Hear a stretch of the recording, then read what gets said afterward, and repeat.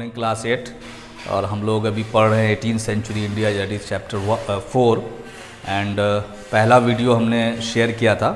इसमें हम लोग बेसिकली देख रहे हैं कि मुग़ल एम्पायर का फॉल कैसे हुआ, डिक्लाइन कैसे हुआ। ये बहुत इंपॉर्टेंट टॉपिक है और आप लोगों को मैंने क्वेश्चन भी शेयर किया था। Many of you have done the questions. कहीं कहीं कुछ कन्फ्यूजन्स भी है, लोग अहमद शाह अब्दाली और नादिर शाह में कुछ लोग कंफ्यूज कर रहे हैं। तो Nadir Shah Persia and Iran और both are same thing. Nadir Shah came from Iran and Ahmad Shah Abdali was his general. वो बहुत क्लोज था नादिर शाह के और उसने one of the greatest battle यहाँ पे लड़ा है। अभी उसमें थोड़ा हम लोग पढ़ेंगे कि वो जो लड़ाई है जो अहमद शाह अब्दाली और या अहमद शाह दुर्रानी भी कहते हैं उसको, उसके और इंडिया के मराठा जो यहाँ के पेशवा वगैरह थे उनके बीच में जो लड़ाई हुई है, वो लड़ाई इस मतलब पीरियड की दुनिया की one of the greatest battles मानी जाती है। कैजुअलिटी वाइज भी लोग भी बहुत मतलब क्लासिकल जो वॉर फॉर्मेशन है, जिस तरह से क्लासिकल बैटल्स होती थी मतलब पुरानी बैटल्स, उसमें सिंगल डे में मतलब इतनी कैजुअलिटी दुनिया में किसी दूसरी लड़ाई में नहीं हुई है। उसके बाद से लेकर अब तक वैसी लड़ाई इंडिया में नहीं हुई है। That was the last battle, वो लड़ाई थी क्लासिकल। उसके बाद से फिर अंग्रेज़ आ गए, तो अंग्रेज़ों के साथ बहुत सारी बैटल्स हुई हैं, बहुत सारे झगड़े हुए हैं, लड़ाइयाँ भी हुई, लेकिन उस स्केल का नहीं हुआ है। तो that was the last battle. तो वो हम लोग थोड़ा सा इसमें पढ़ना है। तो इस चैप्टर में हम लोगों ने ये कवर कर लिया था what were the factors responsible for decline of Mughal empire.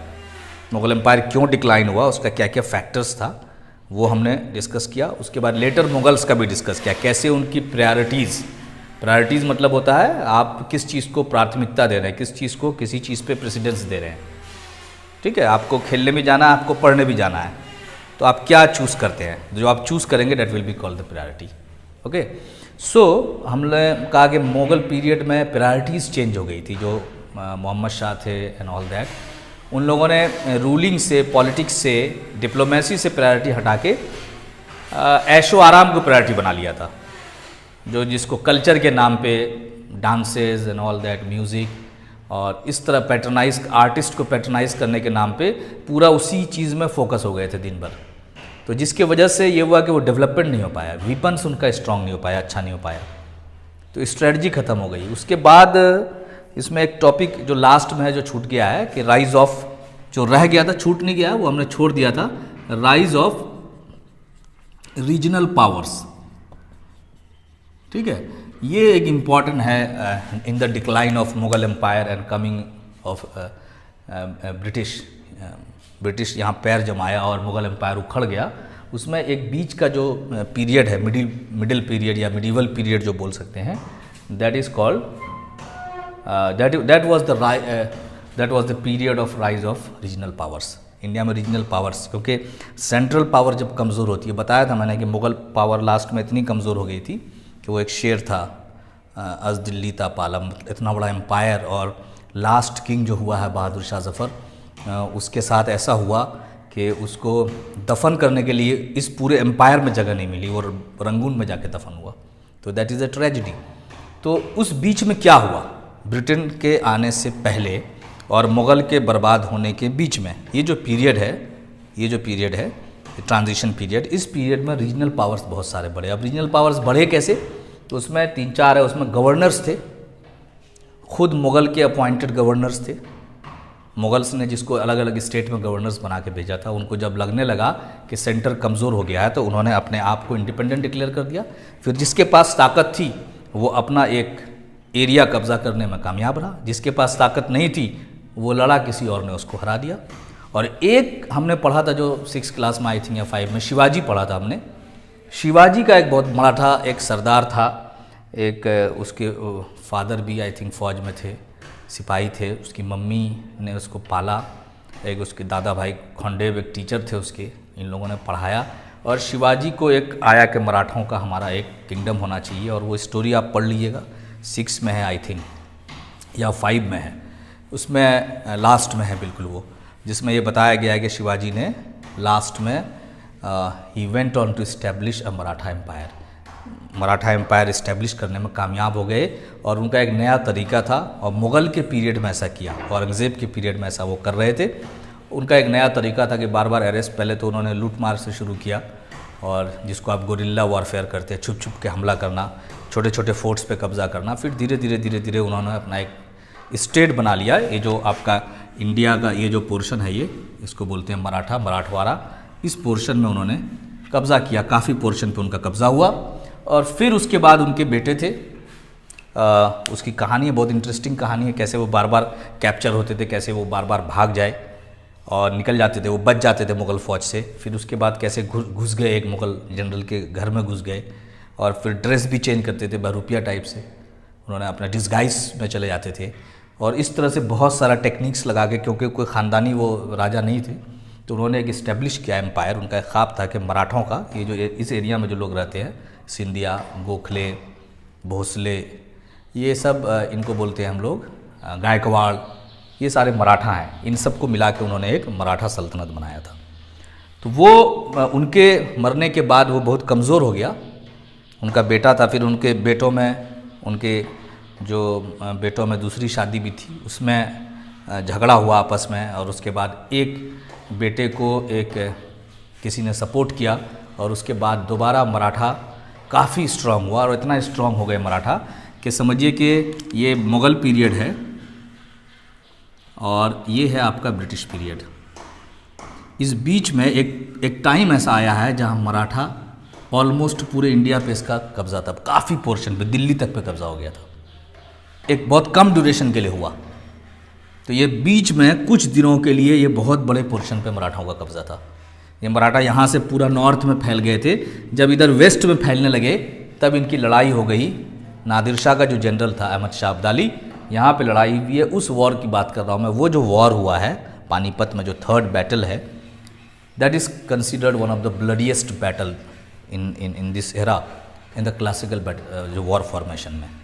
तो अभी हम लोग करेंगे। तो रीजनल पावर्स में भी हम पढ़ेंगे कैसे गवर्नर्स उनके अलग हो गए, उन्होंने अलग अलग स्टेट्स बना दिया। बहुत सारा इंडिया हमने पहले भी पढ़ा है, आगे भी पढ़ेंगे कि India was divided into, Tipu Sultan वाले चैप्टर में पढ़ा था 6th क्लास में। India was divided into many parts, बहुत सारे पार्ट में डिवाइड हो गया था। एवरी स्मॉल रूल, हर एक ज़मींदार क्लेम कर रहा था कि वही राजा है, वो किसी की नहीं सुनेगा। तो 500 पार्ट्स में डिवाइड हो गया था इंडिया। लेकिन ये कुछ बड़े पार्ट्स के बारे में हम लोग पढ़ेंगे जो अच्छी खासी जिनकी हुकूमत चली। Those are called regional powers. Plus हम लोग पढ़ेंगे rise and fall of Maratha. बहुत क्विक राइज है मराठा का, बहुत ही क्विक राइज है, और फिर उतना ही स्पीड में डाउनफॉल है मराठा का। तो ये दो टॉपिक हम लोग करेंगे। तो पहले हम लोग रीजनल पावर्स देख लेते हैं कि आखिर कौन कौन से रीजनल पावर्स ग्रो किए। तो सबसे पहला जो रीजनल पावर है, मैं शॉर्ट में यहाँ पे लिखूंगा, आप देखेंगे बंगाल हो गया। तो बंगाल जो है पूरा, अभी हम लोग अभी वेस्ट बंगाल पढ़ते हैं, तो that is one part of Bengal. Bengal में आपका आ जाता है वेस्ट बंगाल, बांग्लादेश और बिहार का काफ़ी पोर्शन आ जाता है, उड़ीसा का पोर्शन आ जाता है। ये अब जब बंगाल में बोलूँ यहाँ पे हिस्टोरिकल कॉन्टेक्स्ट में, तो आप ये मत समझिएगा कि मैं सिर्फ वेस्ट बंगाल की बात कर रहा हूँ। That is one part of Bengal. When we are talking about Bengal in this period, we are talking about West Bengal, Bangladesh, Bihar, many much काफ़ी पोर्शन है बिहार का, and some of the portions of Orissa या उड़ीसा बोलते थे उस time में as well. ये हो गया बंगाल। तो एक तो ये है। दूसरा है आपका अवध। आप लोगों ने लखनऊ का नाम सुना होगा। ये जो लखनऊ का एरिया है, ब्रज का एरिया है, ये वो सब इसको बोलते हैं अवध। ये भी काफ़ी बड़ा रीजन है। उसके बाद आपका है हैदराबाद। आपने हैदराबाद का सुना होगा, चार मीनार एंड ऑल दैट, निज़ाम, हैदराबादी बिरयानी। तो ये हैदराबाद है। उसके बाद है आपको पंजाब, और फिर आप देख लेंगे, मैं यहाँ पे लिख देता हूँ जो पोर्शन है। 5th में आपका हो गया हैदराबाद, पंजाब। उसके बाद राजपूत्स कुछ एरिया में थे, हम लोग पढ़ेंगे। हवा महल आपने पढ़ा होगा, पिंक सिटी पढ़ा होगा, तो ये सब इसी ड्यूरेशन का है। और उसके बाद एक और है आपका मैसूर, इसके बारे में आपने पढ़ा होगा, हैदर अली एंड टीपू सुल्तान। तो ये आपको कितने रीजनल पावर्स हो गए, ये आप याद भी रखिएगा। 1 2 3 4 5 6, बहुत सारे थे, लेकिन ये 6 मेजर थे। इनका काफ़ी दबदबा था। ये ट्रांजिशन पीरियड में, मुगल एम्पायर बर्बाद हो रहा है, Mughal empire is getting destroyed in the declining phase, और उसमें वो शाह आलम है, मोहम्मद शाह हैं, फ़ारूक सियार है, सैयद ब्रदर्स हैं, ये सारा का जो पीरियड है लेटर मुगल्स का, ये उस पीरियड में उनके जो गवर्नर्स हैं अलग अलग जगह, वो उन्होंने रिवोल्ट कर दिया है। बाकी दूसरे लोग भी जिनको ख्वाहिश है, जो राजा है, महाराजा है, जो मुगल्स को जो टैक्स देते थे, उन्होंने अपने आप को इंडिपेंडेंट डिक्लेयर कर दिया है। तो ये 6 हैं, और इसके साथ प्लस एक मेजर है मराठास 7th, तो ये आप इसको अलग रखिए। ठीक, तो मैं थोड़ा दो लाइन इसके बारे में लिख देता हूँ, फिर हम लोग डिटेल में देखेंगे। तो बंगाल का नवाब कौन था? तो बंगाल का नवाब जो था वो था मुर्शिद कुली खान। ठीक है, इसकी पूरी कहानी आप समझिएगा। अभी मॉडर्न वर्ल्ड आप जाइएगा बंगाल, अगर आप जाते हैं इधर से सिलीगुड़ी साइड से, एक जगह मिलता है मुर्शिदाबाद, ठीक है ना, रिया में मिठाई की दुकान भी है इस नाम पे। मुर्शिदाबाद जो है एक्चुअली में ये मुर्शिद कुली खान के नाम पे है। मुर्शिद कुली खान गवर्नर था, मुग़ल गवर्नर था। इसने अपने आप को औरंगज़ेब के बाद इसने अपने आप को डिक्लेयर कर दिया, यहाँ का बंगाल को इंडिपेंडेंट डिक्लेयर कर दिया, और बंगाल का ये नवाब बन गया, नवाब ऑफ बंगाल। ठीक, मुर्शिद कुली खान। तो ये इसने बंगाल स्टेट को, बंगाल पूरा जो Bengal, Bangladesh and all that, इसको पूरा एक जगह किया। और कैपिटल जो था पहले, जो मुग़ल सल्तनत में जो बंगाल था, पूरा बंगाल जो एरिया था, उसका कैपिटल था Dhaka, which is the capital of Bangladesh now. तो मुर्शिद कुली खान जब बना तो वो कैपिटल को शिफ्ट कर दिया, एक नया शहर बसाया उसने, मुर्शिदाबाद। अभी ये आपके डॉक्टर प्रणब मुखर्जी जो थे प्रेसिडेंट, वो इस एरिया के MP रहे हैं, लेकिन अभी ये इंडिया के सबसे पुअरेस्ट डिस्ट्रिक्ट में इसका नाम आता है। Murshidabad is the poorest district India, one of the poorest district in India right now. But एक टाइम था Murshidabad was the richest, one of the richest districts of the world, मतलब richest city of the world. दुनिया के सबसे महंगे, सबसे अमीर शहरों में इसका नाम आता था। बंगाल बहुत अच्छा राइज किया था, बहुत पैसा था बंगाल में। ये आप देखते हैं कि ये फर्टाइल लैंड है पूरा, क्रॉप्स बहुत ज़्यादा, ये गंगा वैली है, उधर ब्रह्मपुत्रा है, ये पूरा जो एरिया है वेरी फर्टाइल लैंड। यहाँ से लेकर आप पूरा बांग्लादेश तक आप चले जाइए। ठीक है, यहाँ पे फ्लड भी है, लेकिन फर्टिलिटी भी बहुत ज़्यादा है, तो पॉपुलेशन वाइज भी बहुत ज़्यादा। ढाका उसका कैपिटल था। मुर्शिद कुली खान जब नवाब बना तो उसने एक नया शहर बसाया, उसने परमिशन ले लिया यहाँ से, मुग़ल से, और वो एसोसिएट करता था अपने आप को मुग़ल से, लेकिन चलती उसी की थी। एसोसिएट इसलिए करता था ताकि वहाँ पे उसको रूल करने में कोई दिक्कत नहीं हो।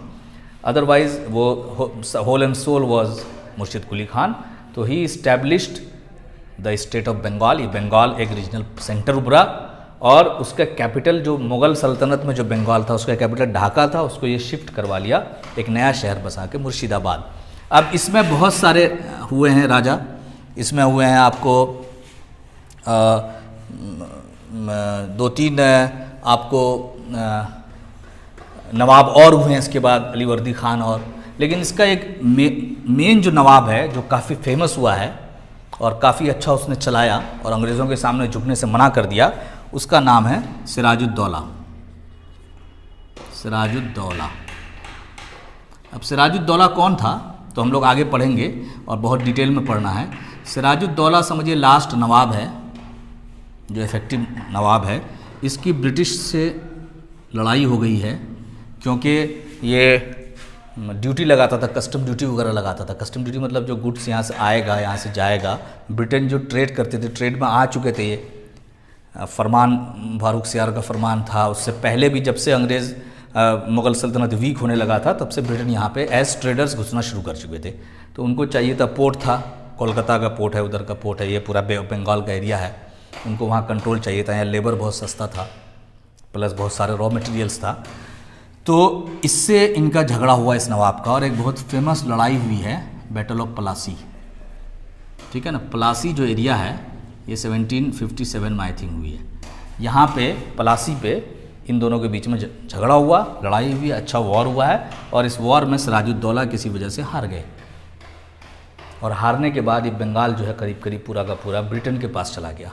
तो दो लड़ाई है जिसने ब्रिटेन को इस एरिया में पूरा इस्टेब्लिश कर दिया। That was battle of Buxar and battle of Plassey. तो 1777 में बैटल ऑफ प्लासी हुआ है, याद रखना आपको, और 1764 में बैटल ऑफ बक्सर हुआ है। इस दो लड़ाई में एक मेजर पोर्शन इंडिया का ब्रिटेन के कब्ज़े में चला गया और यहाँ के नवाब ऐसे ही रह गए, किसी काम के नहीं रहे, नाम के नवाब रह गए। तो इसमें सिराजुद्दौला, मैं अभी इसलिए उर्दू में भी लिख दिया हूँ कि अभी एक कन्फ्यूजन बना रहता है बार बार। अब आते हैं अवध पे। अवध पे भी एक लखनऊ गवर्नर था लखनऊ का, उसका नाम था सादत खान। ये भी मुग़ल का गवर्नर था और इसने अपने आप को डिक्लेयर कर दिया यहाँ का नवाब। ये पूरा अलग नहीं बोलता था, मतलब अपने आप को ये नहीं कहता था कि पूरा ही अलग हो गए मुग़ल एम्पायर से, लेकिन इसकी अपनी चलती थी। इस एरिया पे इसका इन्फ्लुएंस था, ये अपना टैक्स वसूलता था, ये अपनी डीलिंग्स करता था, किसी की नहीं सुनता था। तो ये बना। फिर इसके मरने के बाद इसका दामाद जो है सफदरजंग, वो बना और उसमें एक इम्पॉर्टेंट रूलर हुआ है जिसको बोलते हैं शुजाउद्दौला, ठीक है ना, इसीलिए मैंने यहाँ पर लिख दिया शुजा। ये शुजा है, ये सिराज है। आप लोग कंफ्यूज कर जाते हैं, अवध में कौन हुआ है और बंगाल में कौन है। डोंट गेट कंफ्यूज, यहाँ पे सिराजुद्दौला है, यहाँ पे शुजाउद्दौला। इसलिए कंफ्यूज होते हैं कि ब्रिटिश की इसकी बहुत फेमस लड़ाई हुई है ब्रिटिश से, और उस लड़ाई का नाम है बैटल ऑफ बक्सर। बक्सर जगह है यूपी में, पटना से जाएंगे आगे तो अभी बिहार में है, तो वहाँ पे आप जाएंगे तो वहाँ पे एक लड़ाई हुई है उसके लोकेशन पे, जिसको बोलते हैं बैटल ऑफ बक्सर। तो ये दो लड़ाई है जिससे पूरे इस पोर्शन में ब्रिटेन का कब्ज़ा हो गया ऊपर नॉर्थ इंडिया में, नॉर्थ ईस्ट इंडिया में। एक सिराजुद्दौला से बैटल ऑफ प्लासी, एक हुआ है बैटल ऑफ बक्सर 1764 में शुजाउद्दौला से। और अवध का जो आप कल्चर है, लखनऊ का कल्चर है, लखनऊ में इमामबाड़ा वगैरह है, बहुत सारा सेंटर्स है जो इन्हीं नवाबों ने बनवाया है। और लखनऊ की जो तहज़ीब की बात होती है, लखनवी तहज़ीब, वो पहले आप में गाड़ी छूट गई। लखनवी कबाब, लखनऊ का कबाब भी बहुत मशहूर है। ये फूड, ये तहज़ीब, ड्रेसिंग्स, अच्छी अच्छी शानदार बिल्डिंग्स, काफ़ी पावरफुल स्टेट था ये अवध। तो ये भी बहुत रिच स्टेट था, ये भी बहुत रिच स्टेट था। इस लड़ाई के बाद ये चला गया ब्रिटेन के हाथ में, इस लड़ाई के बाद ये चला गया ब्रिटेन के हाथ में। अब आ जाते हैं हैदराबाद। हैदराबाद में भी क्या था, हैदराबाद भी एक गवर्नर था और उस गवर्नर का नाम था, जो हैदराबाद का गवर्नर था, मीर कमरुद्दीन सिद्दीकी। मीर कमरुद्दीन सिद्दीकी, ये हैदराबाद का गवर्नर था और इसने अपने आप को डिक्लेयर कर दिया, यहाँ का निज़ाम डिक्लेयर किया। इसने नवाब डिक्लेयर नहीं किया, इसने अपना एक नया नाम चुना, निज़ाम।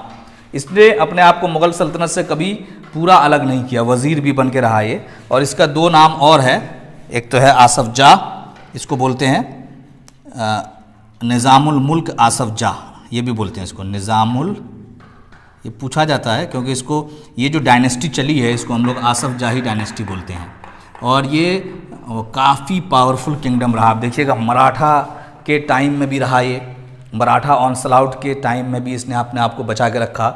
इंडिया आज़ाद हुआ तब भी बहुत दिन तक इसने डिक्लेयर नहीं किया अपने आप को। 1948 में फाइनली एनेक्स किया गया, फौज गई इंडिया की, और वो आप पढ़ेंगे हैदराबाद में क्या क्या हुआ।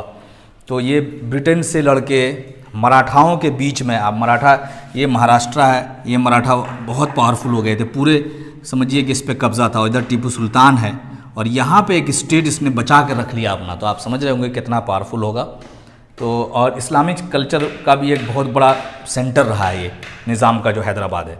तो निज़ामुल मुल्क आसफ जाह, इसीलिए इसको आसफ जाही डायनेस्टी भी कहते हैं। और हैदराबाद को जो रूलर हुआ है उसको निज़ाम बोलते हैं। तो ये कन्फ्यूजन नहीं हो, बंगाल में नवाब थे, अवध में नवाब थे और हैदराबाद में निज़ाम थे, सेम तरह का रूल था और इसको आसफ जाह बोलते हैं। और एक नाम इसका और है चिनक्विलिश खान, ये भी नाम है इसका, आप देखेंगे कई जगह इसका ये नाम मिलता है। तो ये इन्होंने हैदराबाद को एक अपना एक स्टेट बनाया और काफ़ी एरिया, थोड़ा एरिया इधर से मराठा से, थोड़ा एरिया उधर नॉर्थ से, थोड़ा एरिया साउथ से, इस तरह से खींच के एक बीच में एक अपना एरिया बनाया। और ये कभी मराठाओं से पार्टनर बन जाते थे, कभी ब्रिटेन के पार्टनर बन जाते थे। इस तरह से इन्होंने बहुत ही डिप्लोमेटिकली अपने स्टेट को बचा के रखा। और बीच में इतने उथल पुथल में, ये जो मुग़ल से लेके ब्रिटेन के बीच में फिर आज़ादी तक जो उथल पुथल रही, उसमें अपनी इंडिपेंडेंट आइडेंटिटी, कभी फ्रेंच से मिल जाते थे, अपना इंडिपेंडेंट आइडेंटिटी बना के रखा, कभी फ्रेंच से अलग हो जाते, ब्रिटेन से मिल जाते थे। इस तरह से इन्होंने अलग अलग फॉर्मेशन करके अपने स्टेट को बचा के रखा। ये भी एक बहुत ही पावरफुल स्टेट रहा है हैदराबाद, निज़ाम ऑफ हैदराबाद। उसमें ये जो पूरी डायनेस्टी है, ये डायनेस्टी 1948 में ख़त्म हुई है और इसको बोलते हैं आसफ जाही डायनेस्टी। मतलब इनका फिर इनके बच्चे बने, फिर उनके बच्चे बने, ये लोग बनते चले गए। उसके बाद अब आ जाता है पंजाब। पंजाब जो है आप देखेंगे, पंजाब आमतौर पे पगड़ी की वजह से फेमस है। इसका मतलब they are the followers of Sikh religion. तो सिख रिलीजन में जो सिख रिलीजन के फाउंडर हैं गुरु नानक, उनको फर्स्ट गुरु कहा जाता है। उसके बाद 10 गुरु और आए, 10 टीचर्स और आए सिख रिलीजन के, जिन्होंने सिख रिलीजन को परफेक्ट किया है। तो लास्ट गुरु जो थे इनके थे गुरु गोबिंद सिंह। ठीक है ना, पटना में इनका वो है, आप जाके देख सकते हैं सिटी में। तो गुरु गोबिंद सिंह जो थे, तो ये लोग सिर्फ रिलीजियस लोग, प्रीचर नहीं थे लाइक सूफी सेन जो होते हैं, ये वैसे नहीं थे। इनका पॉलिटिकल एम्बिशन था। आप देखिएगा बाद में औरंगज़ेब और मुग़लों की और सिखों की जो लड़ाई हुई है, अब उसको बहुत सारे लोग कम्युनल रंग देते हैं। तो ये कम्युनल रंग देने की बात नहीं थी, ये पॉलिटिकल फोर्स भी था, सिर्फ रिलीजियस फोर्स नहीं था। ये चाहता था कि पॉलिटिकल सिखों का एक इंडिपेंडेंट पॉलिटिकल किंगडम इस्टेब्लिश हो। ये वो चाहते थे गुरु गोबिंद सिंह कि सिखों का अपना। तो जाहिर सी बात, जैसे मराठाओं का क्लैश था औरंगज़ेब से, रिलीजन की वजह से नहीं था। मराठा चाहते थे अपना किंगडम। वो चाहता था कि हमारा 17 ईयर्स वॉर हुआ है मराठाओं से, अभी हम लोग पढ़ेंगे उसको। वो सिर्फ इसलिए था कि कोई भी राजा जो है नहीं चाहेगा कि हमारे एरिया में कोई दूसरा किंगडम बढ़े, जैसे कोई भी नेता नहीं चाहता है कि दूसरा नेता उभरे। इट्स लाइक दैट, उसमें रिलीजन की बात नहीं होती है। तो गुरु गोबिंद सिंह से भी जो लड़ाई है वो मुसलमानों और सिख की लड़ाई नहीं है, वो तो राजा की, इसका पॉलिटिकल एम्बिशन से अपना एरिया निकालना चाहता है, एक एरिया पे कब्जा करना चाहता है और वहाँ पे दूसरे फरीक से लड़ाई है उसकी। तो गुरु गोबिंद सिंह का भी पॉलिटिकल एम्बिशंस था, ये एक सिख स्टेट बनाना चाहते थे। तो इसकी लड़ाई हुई, ये मर गए, ये लास्ट गुरु थे। इसके बाद इनका कोई गुरु नहीं आया, गुरु परंपरा यहाँ से जो ट्रेडिशन है वो ख़त्म हो गया। तो Guru Gobind Singh was a follower of Sikh religion के फॉलोअर थे और इनका एक पॉलिटिकल एम्बिशन था। ये भी चाहते थे कि एक स्टेट हो जाए, एक किंगडम हो जाए सिखों का अपना। उससे उनका क्लैश होता रहता था, मुग़लों से काफ़ी क्लैश हुआ, लड़ाई होती थी। उसके बाद गुरु गोबिंद सिंह के मरने के बाद ये हुआ कि अब कोई सिख गुरु नहीं होगा, अब सब उनके शिष्य होंगे। तो उसके बाद जो इनका शिष्य था बंदा बहादुर, वो बना।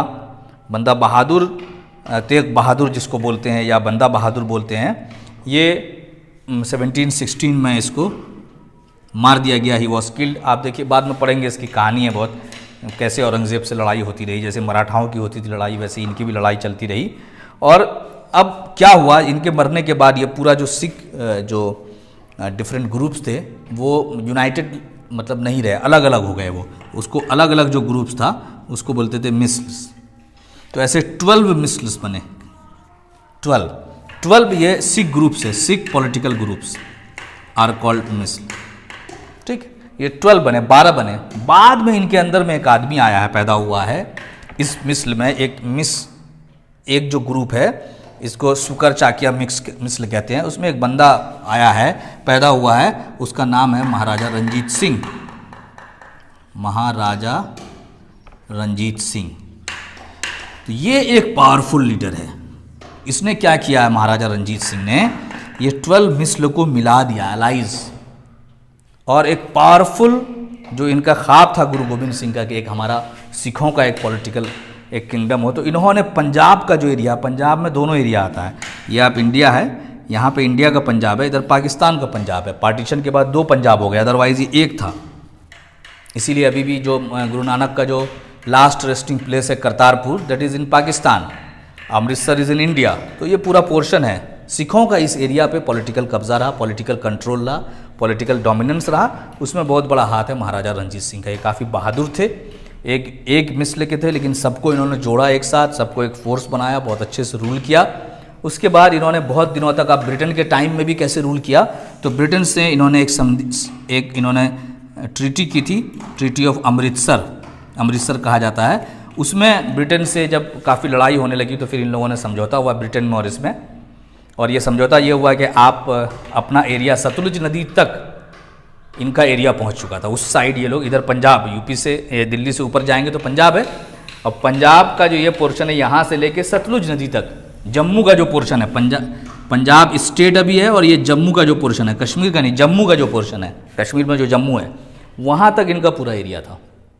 तो ब्रिटेन से समझौता हुआ कि आप जो है सतलुज नदी के आगे नहीं जाएंगे, you want go beyond that river. और ब्रिटेन ने ये प्रॉमिस किया था कि मैं आपके टेरिटरी पे हमला नहीं करूँगा, कैप्चर नहीं करूँगा। ये दो अभी वो अमृतसर का जो ट्रीटी है उसके पेपर्स भी अभी ब्रिटेन ने पब्लिक किया है।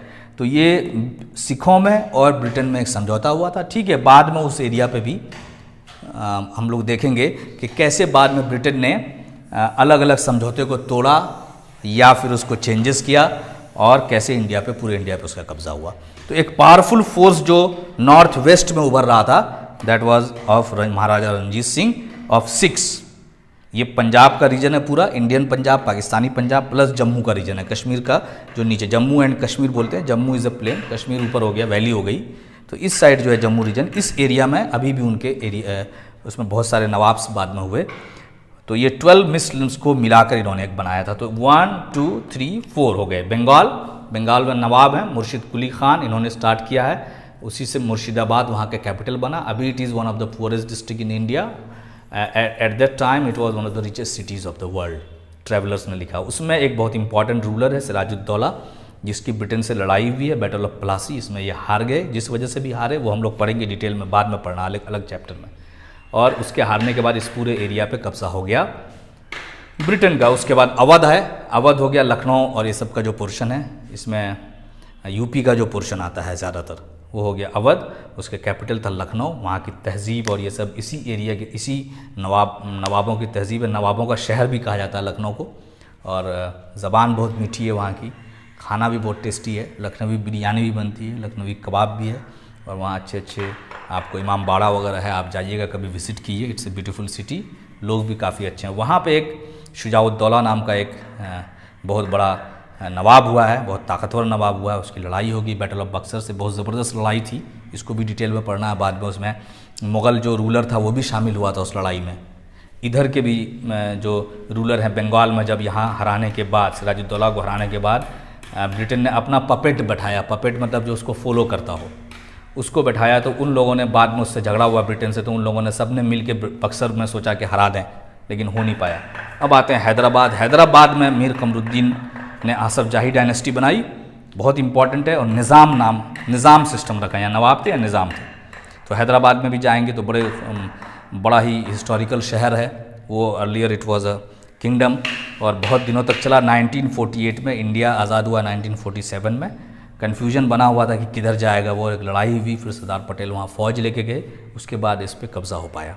तो इसकी अलग हिस्ट्री है, when ever will get the time will to study that. उसके बाद पंजाब आ गया, पंजाब में सिख्स हैं, सिख्स के लास्ट गुरु हैं गुरु गोबिंद सिंह। इनका जो इनके लिए टेम्पल है पटना में है, कभी आप जाइए तो इनका देखिए। तो ये श्राइन है या Holi, one of the holiest site में आता है सिख रिलीजन के। ये चाहते थे कि एक हमारा भी किंगडम बने, तो पॉलिटिकल एम्बिशंस था, इसलिए इनकी लड़ाई होती थी।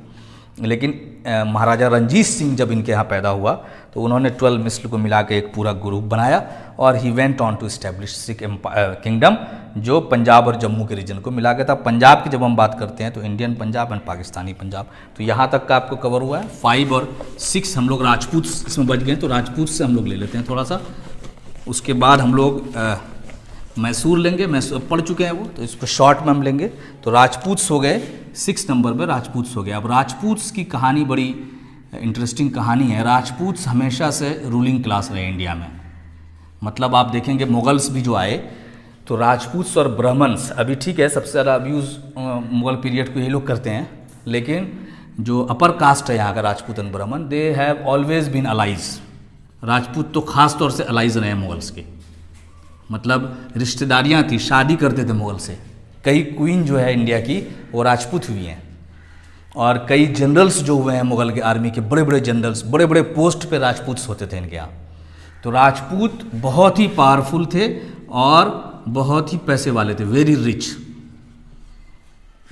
बहुत ही ज़्यादा। लेकिन राजपूत में एक प्रॉब्लम था कि इनके अंदर में कोई यूनिटी नहीं थी आपस में। बहुत सारे राजपूत जो सरदार थे चीफ्टन से अलग अलग, वो आपस में मतलब उनके अंदर में बहुत ज़्यादा दोस्ती नहीं थी, यूनिटी नहीं थी, एक कॉज पे साथ नहीं आते। इसलिए राजपूत्स ने इंडिया में कभी भी कोई बड़ा किंगडम, ठीक है, आप देखिए राणा सांगा, राणा प्रताप, ये सब राजपूत हैं।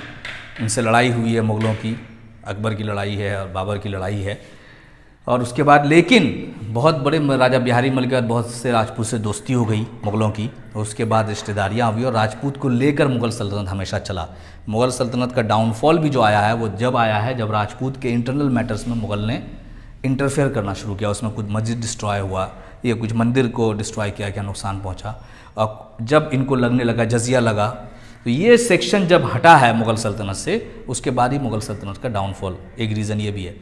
तो लेकिन ये खुद अब कभी रूल नहीं किया, राजपूतों ने ठीक से कभी भी इंडिया में किसी पोर्शन पे कोई अच्छा किंगडम नहीं बनाया, क्योंकि पावरफुल बहुत थे, रिच बहुत थे, मिल के सरकार चलाई, पूरा मुग़ल सल्तनत में उसके अलाइज बने रहे, लेकिन अपने में यूनिटी नहीं थी, तो अपना कोई कभी इस्टेब्लिश नहीं किया। इनको शौक हमेशा रहा लेकिन कर नहीं पाए। इनके यहाँ भी एक राजा लेकिन हुआ है जो जिसको हम कह सकते हैं कि फिर भी कुछ राजपूतों की के लिए कुछ एक आप कुछ नहीं से कुछ बेहतर आप कहेंगे। उनका नाम है सवाई राजा जय सिंह।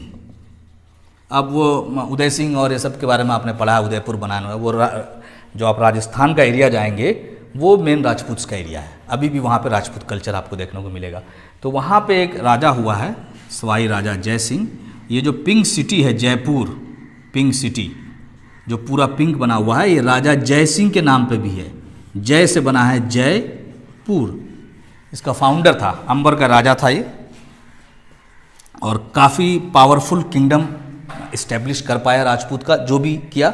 इसके उससे ज़्यादा फेमस ये इसलिए है कि ये राजा जो था ये साइंटिस्ट था, समझिए एस्ट्रोनॉमर था। अब होता है एक एस्ट्रोलॉजी जो हाथ देखते हैं, हाथ देख के बताते हैं किस्मत, तो ये एस्ट्रोनॉमी वो नहीं है, डिफरेंस पता होना। Astronomy is studying the stars and all that, planets, day and night, ये सब का स्टडी करना। तो ये साइंटिस्ट है, बहुत ही क्वालिफाइड, बहुत पढ़ा लिखा था, वेरी क्वालिफाइड था ये। तो इसकी जो ये एक राजा है उस पीरियड का, जो उसके बाद एक टीपू सुल्तान, वो भी बहुत क्वालिफाइड था, बहुत पढ़ा लिखा था। तो एक ये राजा, एक वो, इसने साइंस में जितना इस राजा का दिखता है साइंस का, साइंटिफिक वर्क्स, उतना किसी और का उस पीरियड का नहीं दिखता है। आप दिल्ली जाएंगे, दिल्ली में एक जगह है जंतर मंतर जहाँ पे सारा प्रोटेस्ट होता है, तो वो भी इसने ही बनवाया था। वो एक ऑब्जर्वेटरी है, वो हम लोग कभी डिटेल में पढ़ेंगे कि किस तरह से क्या ऑब्जर्वेशन के लिए वो बना हुआ है। बहुत टिपिकल टाइप का बना हुआ है, ये कोई किला फोर्ट टाइप का नहीं बना हुआ है, इट्स एन ऑब्जर्वेटरी। ऐसे ऑब्जर्वेटरी इसने बहुत जगह बनाए। ये एस्ट्रोनॉमी का बहुत ही उसमें इंटरेस्ट लेता था ये, तो उसके लिए पूरे कई जगह साइंटिफिक सेंटर्स बनाया इसने, बहुत अच्छा शहर बसाया। उसके बाद कई जगह इसने आपको ये ऑब्जर्वेटरीज बनाया, आपको दिल्ली में बनाया है, और भी कई जगह हम लोग डिटेल में इसको आगे पढ़ेंगे। तो ये एक सेविंग ग्रेस है राजपूत में, सवाई राजा जय सिंह, जिसके नाम पे जयपुर का नाम पड़ा। आगे क्यों नहीं बढ़ पाए राजपूत? क्योंकि दे नेवर वर यूनाइटेड। अब लास्ट जो इसका जो रीजनल पावर्स में है वो है आपको मैसूर, जो लास्ट है 6 नंबर मैसूर। तो मैसूर में विजयनगर डायनेस्टी ख़त्म हुई थी, उसके बाद इनका एक सिपाही था। विजयनगर डायनेस्टी के ख़त्म होने के बाद, ये पावरफुल किंगडम था, विजयनगर किंगडम जब ख़त्म हुआ उसके बाद अलग अलग नवाब्स ने जैसे यहाँ पे डिवोल्ट किया था, वैसे अलग अलग एरिया पे अलग अलग राजाओं का कब्ज़ा था, वोडियार वगैरह का अलग अलग डायनेस्टी का कब्ज़ा हुआ। उसमें एक डायनेस्टी में एक सिपाही था हैदर अली, बहुत बहादुर था, एंड उसने एक टाइम में he went on to become the sultan of Mysore, raja of Mysore, Hyder Ali बना। काफ़ी बहादुर था और अंग्रेज़ों से लड़ा, अंग्रेज़ों को हराया। एंग्लो मैसूर वॉर हमने पढ़ा है, और उसके अब इसमें भी पढ़ेंगे डिटेल में। उसके बाद इसका बेटा बना जो इससे भी ज़्यादा बहादुर निकला और बहुत ही वेल क्वालिफाइड था। इसने बहुत सारा चेंजेस किया, सिर्फ लड़ाई नहीं किया, क्वाइन सिस्टम है, कैलेंडर बनाया, बहुत क्वालिफाइड था, अपना फरमान लिख, काफ़ी ही वॉज वेरी क्वालिफाइड। तो इसके बारे में पढ़ेंगे। लोग वो बोलते हैं कि ये बारबेरियन था और ये था, जाहिल था, मैट था, इलिटरेट था, तो ऐसा नहीं है, ही वॉज वेरी क्वालिफाइड। इसको ऐसा इसलिए बोला जाता है कि ब्रिटेन को जो सबसे ज़्यादा स्ट्रेंथ से रोकने की कोशिश की इंडिया में आने से, वो टीपू सुल्तान ही था। बाकी सब ने किसी न किसी तरह से सरेंडर कर दिया था ब्रिटेन को। तो ये 6 आपके रूलर्स हो गए, 4 उधर हो गए। आप एक बार देखें बंगाल, बंगाल में नवाब नवाब था और वो मुर्शिद कुली खान था। उसके बाद वहाँ से राजुद्दौला हुए हैं। फिर अवध है, अवध में आपको वहाँ के नवाब थे, सादत खान था, लेकिन वहाँ शुजाउद्दौला एक फेमस नवाब है। बैटल ऑफ बक्सर हुआ, ब्रिटेन से वो कब्ज़ा में चला गया। लखनऊ वहाँ पे एक जगह है। उसके बाद आपका हैदराबाद है, वहाँ निज़ाम हुआ है, निज़ाम आसफ जाही डायनेस्टी हुई है। 1948 में इंडिया ने उसको एनेक्स किया, अलग किया, और तब तक वो बहुत बीच में चलता रहा बहुत अच्छे से। उसके बाद आपका पंजाब है, पंजाब में सिक्स में महाराजा रंजीत सिंह, पंजाब और जम्मू पोर्शन पे कब्ज़ा है। उसके बाद राजपूत से हैं, सवाई राजा जय सिंह उसमें रहा है। राजपूत हमेशा से बहुत पावरफुल रहे हैं, बहुत पैसे वाले रहे हैं, मुग़ल के एलाइज थे। मुग़ल के साथ इन्होंने बहुत पैसा बनाया और बहुत प्रॉपर्टी बनाया इन्होंने। उसके बाद मैसूर का है टीपू सुल्तान और हैदर अली। तो ये आपके 6 जो है रीजनल पावर्स हैं जो मुग़लिया सल्तनत के कमज़ोर होते होते इन्होंने अपना मुंह उठाना शुरू कर दिया था, जिसके वजह से मुग़लिया सल्तनत और कमज़ोर होता चला गया। वो जो रीजन्स हैं वो तो हैं ही, उसके बाद आपको ये 6 रीजनल पावर्स हैं। अब हम लोग जो है, आप एक मैप है इसमें, इंडिया इन 18th सेंचुरी, आपकी बुक में पेज नंबर 46 में आप इस मैप को देखिएगा ध्यान से, क्योंकि मैप इज़ वेरी इंपॉर्टेंट। आप मैप देखिएगा और बुक को ज़रूर रीड कीजिए जो पोर्शन में पढ़ा रहा हूँ। I hope you can see this map. आप इसमें आपको दिख रहा है मैसूर बाउंड्री दिख रहा है आपको, इसमें राजपूत का दिख रहा है और मराठा का बहुत बड़ा पोर्शन पे है वो दिख रहा है आपको। तो ये आप लोग बुक में देखेंगे। अब हम लोग है कुछ मेन पॉइंट्स, रूलिंग एज कैसा रूलिंग था, तो हमने देख लिया कि कैसे कैसे रिवोल्ट किया, किन लोगों ने ये सब रीजनल किंगडम को इस्टेब्लिश किया। अब 3-3, 4-4 पॉइंट्स हम शॉर्ट में सब में देख लेते हैं कि वहाँ के रूलर्स ने, जैसे बंगाल का रूलर अलग हुआ नवाब, तो उसने वहाँ पे कैसे रूल किया।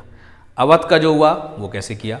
3-3, 4-4 पॉइंट देख लेते हैं। एज ए रूलर कैसे थे वो लोग, किंगडम तो इस्टेब्लिश कर लिया लेकिन रूल भी कर पाए कि नहीं कर पाए। तो 4-5 पॉइंट्स हैं, कुछ नया तो स्टार्ट नहीं किया उन्होंने, वो सबके बारे में डिस्कस कर लेते हैं। उसके बाद हम लोग डिस्कस करेंगे rise and decline of Marathas. तो अब सबसे पहले ले लेते हैं बंगाल। शॉर्ट में आप इसका नोट्स भी बाद में बना सकते हैं।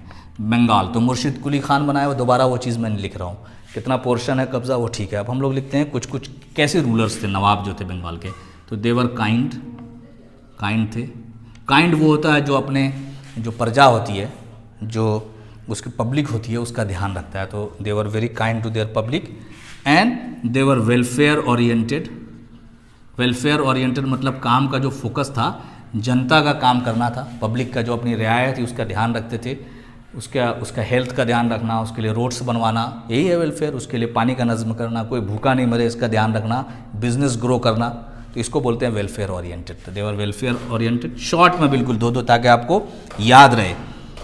और एग्रीकल्चर और इंडस्ट्री को, ट्रेड को जितना हेल्प कर सकते थे किया, ग्रो किया, इसमें बहुत हेल्प किया इन नवाबों ने। उसके बाद पुअर जो फार्मर्स थे इनके यहाँ, जो गरीब थे, उसके लिए इजी लोन के आराम से उसको लोन मिल जाए, उसको उधार मिल जाए, कम रेट ऑफ इंटरेस्ट पे मिले, तो ये एक काम इन्होंने किया। उसके बाद इन्होंने किया ये, जिससे इसके वजह से इनका झगड़ा होता था ब्रिटेन से, कि कस्टम ड्यूटी को बहुत स्ट्रिक्टली लेते थे कि हमारे यहाँ जो ट्रेड करेगा, हमारे यहाँ से जो माल आएगा, जो माल जाएगा, जो सामान आएगा जाएगा, उसमें तुमको टैक्स देना होगा। ड्यूटी मीन्स टैक्स देना होगा, उसमें यू विल हैव टू पे। इसको बहुत स्ट्रिक्टली इम्प्लीमेंट करते थे। इसीलिए इनका बार बार, हम लोग बाद में बहुत डिटेल में है, ब्रिटेन से इनका झगड़ा किस किस वजह से हुआ, कैसे कैसे इन्होंने हैंडल करने की कोशिश की, और ultimately which led to the war. War में भी ये जीतते, लेकिन इनके बहुत बड़े जनरल ने धोखा दे दिया, मेन टाइम पे धोखा दे दिया अपने लालच में, जिसके वजह से ये इतना rich state, one of the richest city था मुर्शिदाबाद, और वो अभी आप देखिए इंडिपेंडेंट इंडिया में भी उसकी हालत नहीं सुधरी है, उसकी हालत वही है। और आज़ाद होते होते तो बहुत बुरी हालत हो गई थी, अभी भी it is one of the poorest. जबकि फाइनेंस मिनिस्टर रह चुके प्रणब मुखर्जी, उन्होंने रिप्रेजेंट किया है, पता नहीं व्हाट आर देयर प्रायोरिटीज़।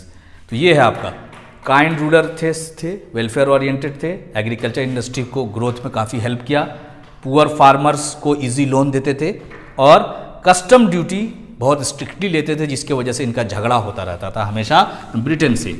उसके बाद आप आ जाते हैं सेकंड पॉइंट पे आ जाते हैं, अवध। अवध के नवाब कैसे थे? तो अवध के जो नवाब हैं उनका जो शॉर्ट पॉइंट है कि मुग़ल से क्लोज रिलेशन बना हुआ था, पूरा मुग़ल को अलग नहीं किया गया था। मतलब चलाते अपनी थी, लेकिन कभी मुग़ल को ये नहीं बोला कि हम आपसे अलग हो गए हैं।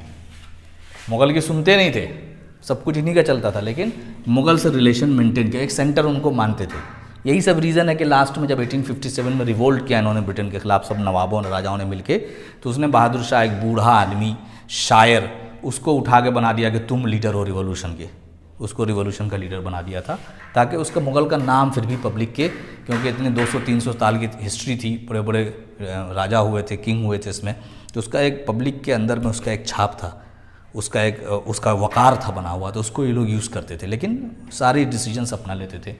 तो मुग़ल से क्लोज रिलेशन था।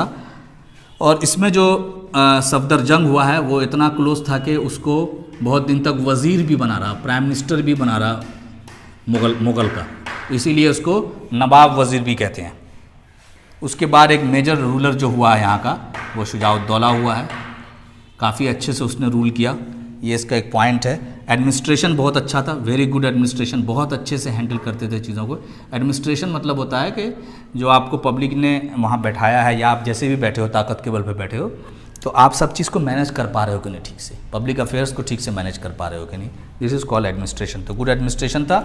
और पूरे जो अवध है उसमें पीस एंड प्रॉस्पेरिटी इस्टेब्लिश किया इन्होंने, शांति थी, शांति होगी तो प्रॉस्पेरिटी होगी, खुशहाली होगी, तो झगड़ा लड़ाई मारपीट रिवोल्ट्स कम था। उसके बाद चोरी चकारी भी जिसको बोलते हैं वो भी कम था, लोगों को सेफ्टी का एहसास था, लोगों पे जुल्म कम होता था और लोग खुशहाल थे, अच्छा प्रोड्यूस होता था। और लखनऊ आपका इसमें सेंटर सिर्फ एक कैपिटल नहीं था बल्कि एक कल्चरल सेंटर था। लखनऊ पे लोगों ने पोएम्स लिखा है, शायरों ने उस पर नज़में लिखी हैं, उस पर गीत बना है, बहुत बड़ा अच्छा कल्चरल सेंटर था और आर्ट एंड कल्चर का जो सेंटर बन गया था। तो ये अवध के नवाब की खासियत थी, मुग़ल से पूरा तोड़ा नहीं था। सफदर जंग तो वज़ीर बन के रहा था, शुजाउद्दौला यहाँ का बहुत एक अच्छा नवाब हुआ है और जिसकी फाइनली बैटल ऑफ बक्सर में जो हारा। एडमिनिस्ट्रेशन बहुत अच्छा था, पूरे क्षेत्र में, एरिया में शांति थी, अमन था, सुकून था और खुशहाली थी। और लखनऊ इम्पॉर्टेंट सेंटर बन गया था ट्रेड का, आर्ट एंड कल्चर का, और अभी तक वो मेंटेन है वहाँ पे, अभी तक काफ़ी हद तक मेंटेन है। अब तो वहाँ पे लोग आ गए हैं जिनको कल्चर और तहज़ीब से लेना देना नहीं है, लखनऊ में ऐसे लोग रूल में आ गए हैं, अदरवाइज़ उस टाइम में था, तहज़ीब थी। अब नेक्स्ट आ जाते हैं आपको हैदराबाद। हैदराबाद तो है बहुत बड़ा great centre of Islamic culture बन गया वो, जो आसफ जाही डायनेस्टी है।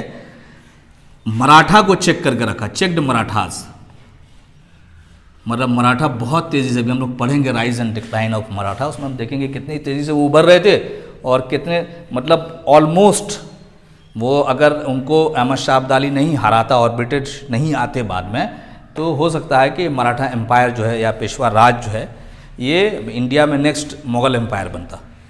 वो तो बीच में एक अहमद शाह अब्दाली आ गए और उसके बाद ब्रिटिश आ गए, तो इस वजह से ये कट शॉर्ट हो गया इनका रिजीम। तो उस टाइम में उन्होंने रोक कर रखा, हैदराबाद ने मराठाओं को रोक कर रखा, तो इसका मतलब काफ़ी स्ट्रांग थे। बहुत लड़ाइयाँ हैं इनके बीच में, बहुत कहानियाँ हैं। निज़ाम्स थे, 1948 में इंडिया से मर्ज हुए, ही इंडिया ने मर्ज कर लिया इसको। वो इंडिया के आज़ादी के बाद की हिस्ट्री है, वो हम लोग पढ़ेंगे। सरदार पटेल वगैरह होम मिनिस्टर थे और यहाँ पे फ़ौज भेजी गई, तब इसको इंडिया में मर्ज किया गया। अदरवाइज 1947 में जब पूरा इंडिया आज़ाद होकर इंडिया के एक अलग सरकार बनी थी, जवाहरलाल नेहरू प्राइम मिनिस्टर बने थे, उस टाइम में Hyderabad state was not part of India. ठीक है, वो हम लोग पढ़ेंगे कैसे वो इंडिया का पार्ट बना। और इस पावरफुल जो है किंगडम्स था इस टाइम का, one of the most powerful kingdoms में ना आता, इसलिए आता है, आप देखिए ना, उधर राजपूत हैं, इधर मराठा हैं, टीपू है, ब्रिटेन है, सब है, उसके बीच में वो सर्वाइव कर रहा है। इसका पावरफुल होगा तभी तो सर्वाइव कर रहा है। उसके बाद इस्लामिक सेंटर बहुत बड़ा था, इस्लामिक कल्चर सेंटर सब था, ये इस्लामिक आर्ट, इस्लामिक साइंस, ये सारी चीज़ें यहाँ पे आपको दिखती। और वो जो बहुत बड़ा पैलेस भी बनाया वहाँ पे, चाव मोहल्ला पैलेस, तो ये हैदराबाद का था, तो पावरफुल था, ठीक ठाक था, काफ़ी रिच था, बहुत रिच था, one of the richest kingdoms माना जाता है उसे, बहुत पैसा था, बहुत ही ज़्यादा ट्रेड वगैरह में बहुत ही आगे था ये स्टेट था। अब हम लोग आ जाते हैं नेक्स्ट, हैदराबाद के बाद आ जाते हैं पंजाब पे। तो पंजाब के बारे में हम लोग डिटेल में पढ़ चुके हैं। कि पंजाब का जो पोर्शन है वो पाकिस्तानी पंजाब प्लस पंजाब, ये आप लोग ज्योग्राफी में पढ़े होगे, 5 नदी वो एरिया है, प्लस इंडियन पंजाब, ठीक है ना। ये पार्टीशन के वक्त 1947 में अलग अलग हो गया, प्लस जम्मू। ये इतना बड़ा रिजीम था, सिख का था, और महाराजा रंजीत सिंह इसके थे मेन, महाराजा रंजीत सिंह। ये रिपीट हो रहा है लेकिन आप देख लीजिए ताकि आप भूलें नहीं। और ये 12 मिस्ल्स के हेड थे, और इन्होंने एक सिख एम्पायर इस्टेब्लिश किया, सिख किंगडम इस्टेब्लिश किया, और अमृतसर से ट्रीटी भी हुई, और काफ़ी अच्छे से इस पूरे पोर्शन को रूल किया। अभी भी उस एरिया पे इनके रूलिंग का छाप है। अब नेक्स्ट आ जाते हैं आपको 4th, अगर आ जाते हैं हम राजपूत्स, तो राजपूत्स में स्वाई राजा जय सिंह, बिल्कुल याद रखना है, जयपुर बनाया, और बहुत सारा सोशल रिफॉर्म्स इसके नाम है। सोशल रिफॉर्म मतलब होता है समाज में कोई गंदी रीति रिवाज है, कोई ऐसी रीति रिवाज है, कोई ऐसा ट्रेडिशन है जिससे जो गड़बड़ है, एक्सप्लॉयटेटिव है, उसको ख़त्म करना। तो ये राजा क्योंकि काफ़ी क्वालिफाइड था, पहले भी हम लोग पढ़ चुके हैं, साइंटिस्ट भी था, ये एस्ट्रोनॉमर भी था, इसकी सोच बहुत अच्छी थी, तो इसलिए अपने समाज में जो बुराई थी अपने एरिया में, उसको सामाजिक जो सोशल बैड कस्टम्स था, पुअर कस्टम्स था, उसको ख़त्म करने की कोशिश की, और बहुत सारे सोशल इसको इसीलिए बोला था रिफॉर्मर, मतलब सुधार लाना समाज में, सामाजिक तौर पे बहुत सुधार लाया इस राजा ने। उसके बाद पिंक सिटी को बनाया, तो ये आर्किटेक्चर जो है पिंक, पूरा पिंक कलर का, आप जाइए जयपुर देखिए, पिंक कलर का बड़ा खूबसूरत है, वहाँ पे हवा महल है एंड ऑल दैट है, यू विल लव इट। ये स्कॉलर था, साइंस का बहुत बड़ा स्कॉलर था, इसीलिए साइंस को इसके एरिया में बहुत ज़्यादा डेवलपमेंट मिला। बहुत सारा ऑब्जर्वेटरीज दिल्ली में, जयपुर में, मथुरा में, अभी भी आप जाइएगा घूमने के लिए। और सबसे फेमस जो है इसका इस ड्यूरेशन का बना हुआ, दैट इज़ जंतर मंतर। उसके बाद हम लोग आ जाते हैं रूल पे आ जाते हैं आपको टीपू सुल्तान। टीपू सुल्तान का जो रूल है वो आप देखिएगा कि उसने टीपू सुल्तान हैदर अली के बाद जो बना, हैदर अली भी बहुत अच्छा बहुत ही अच्छा जनरल था, फौज बहुत अच्छा, लड़ाई बहुत अच्छा लड़ता था, प्लस अपने एरिया को बहुत अच्छे से इसने रूल किया। और टीपू सुल्तान जो आया, टीपू सुल्तान जो आप आ जाते हैं टीपू सुल्तान के पास, तो टीपू सुल्तान मैसूर ये भी बहुत क्वालिफाइड था, इसने पूरा नया कैलेंडर जारी किया, नया कैलेंडर बनाया टीपू का, आप सर्च मारिएगा, नया कैलेंडर है, नया कॉइन सिस्टम है, बहुत सारी चीज़ नई नई स्टार्ट की, एंड टैक्सेशन वगैरह स्टार्ट किया। तो he went on to establish a great kingdom, यही किंगडम है, यही टीपू सुल्तान है, जिसको टाइगर ऑफ मैसूर कहा जाता है। और ब्रिटेन को सबसे ज़्यादा जो आप चैलेंज था ब्रिटेन के लिए इंडिया में कब्ज़ा करने के लिए, उसमें टीपू सुल्तान का रूल बहुत इंपॉर्टेंट माना जाता है। तो इसको यहाँ तक हम रखते हैं। नेक्स्ट पोर्शन में वीडियो में मैं आपको शेयर करूँगा rise and fall of Maratha empire, वो छोटा सा वीडियो वो भी आप